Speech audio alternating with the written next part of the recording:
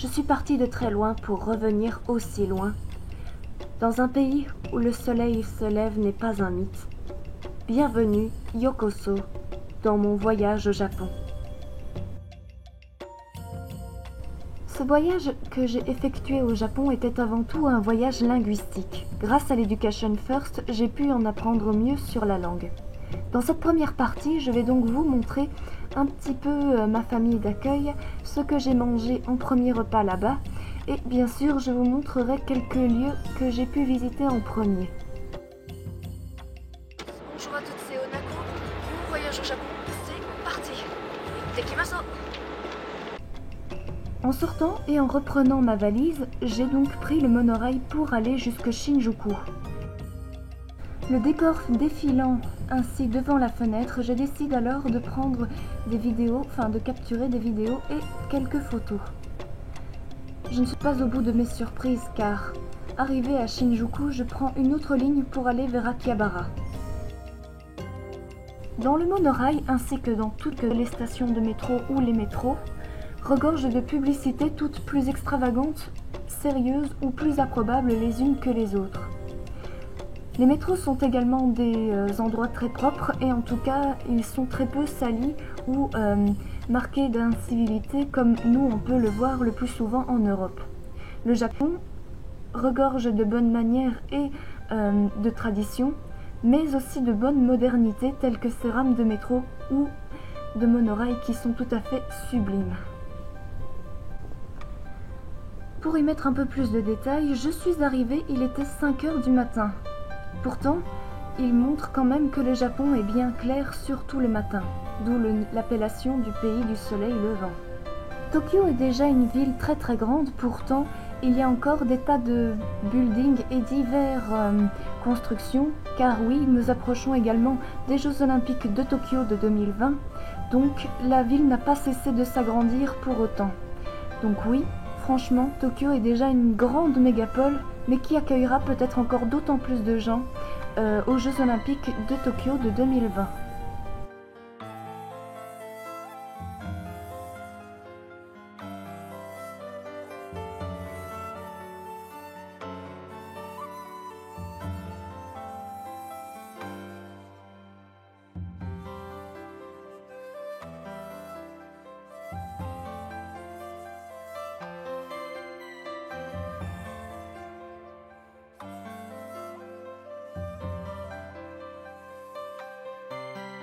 Akihabara, donc voilà, je cherche encore un petit peu mon chemin, donc maintenant il va falloir que je trouve la station Shimabuchi, je pense, donc voilà.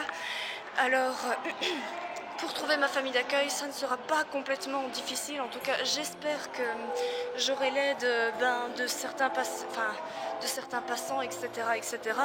Toutefois, je suis vraiment pas déçue d'être venue ici, vraiment. Alors c'est l'affiche des Idolish 7, donc c'est l'anime que je regarde sur Crunchyroll, donc allez donc la voir si vous le souhaitez. Moi, je dois continuer mon chemin. Bye bye. Voilà, après un problème, en quelque sorte, d'essayer de se retrouver pour retrouver la famille d'accueil qui voudrait bien me loger, qui ont accepté mon logement, donc voilà. J'ai finalement pu trouver avec l'aide des policiers la famille d'accueil que je voulais trouver, donc voilà. Alors, sinon voici ma chambre qu'ils m'ont prêtée, donc je vais vous faire un petit tour tout de suite.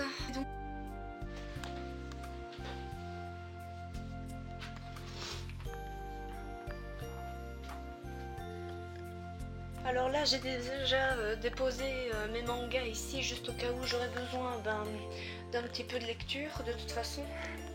Alors ici, c'est un calendrier japonais, apparemment il est de cette année, oui, 2018.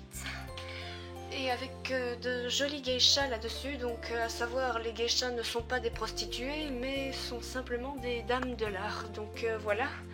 Les fenêtres sont traditionnelles, donc voilà, il y a de quoi également étendre mon linge et au cas où avoir de la place supplémentaire, ainsi que l'armoire où je mets mes affaires, donc voilà.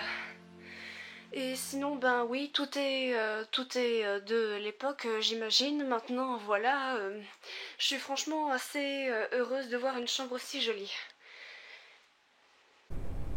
Mon premier repas dans la famille d'accueil n'était autre que des sushis. Il y avait également des temaki et des beignets de tofu.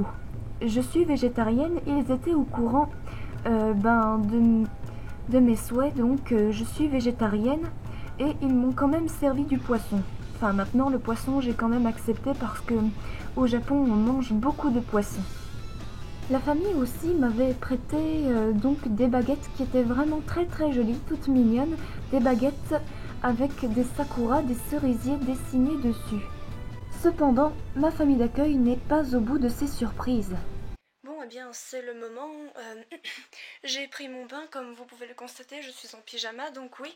Le bain qu'ils ont ici, c'est un ofuro, donc voilà, ofuro voulant dire un bain traditionnel japonais. Donc voilà, la baignoire est petite mais profonde. Et j'ai pu me laver grâce à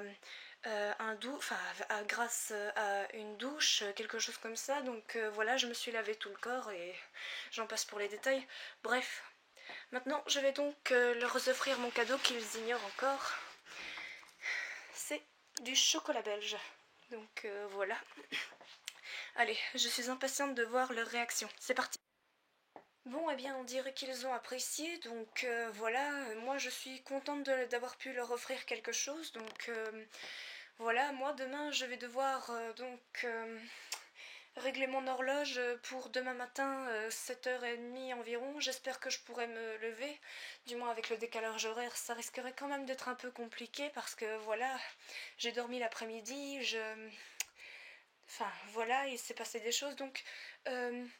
le père de famille a décidé de m'offrir un adaptateur supplémentaire parce que voilà, mon ordinateur possède une grosse prise, donc enfin voilà, avec des orifices un peu plus gros, donc voilà.